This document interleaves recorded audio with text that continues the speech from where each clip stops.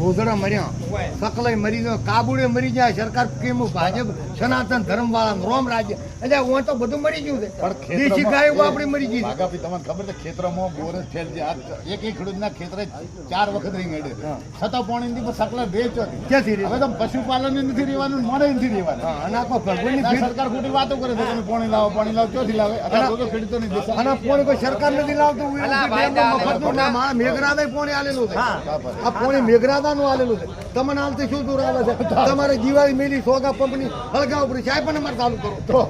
અમારે મોટું મત કરો, અમારે તો સાયપન થી કરો, વગર કરતા તમે સરકારને કરવું નથી. ધારે તો એક કરે, ખાલી વાતો કરવી, ખેડૂતોને હેરાન કરવા. બસ કોઈ સરકારને કોઈ કોમ્પ્યુટરમાં ઘઉં બાદી થવાની નથી, ખેડૂતના ક્ષેત્રમાં થવાની છે. એટલે બાપની બાદી ને ખોડા આ બધું ઈયળું પડી ગઈ હતી. બાદી બગડી જાય, હવે ઈયળું પડી જાય. હવે પછી આ સરકારના માણસોને પડી જવાની આવશે તો ખાશે. થોડો ખાય છે. અમારા ઢોરો મારે મારી આમ તો રોમારાજ ની વાતો કરે, સનાતન ધર્મ ની વાતો કરે, અને દેશી ગાયો મરી ગઈ.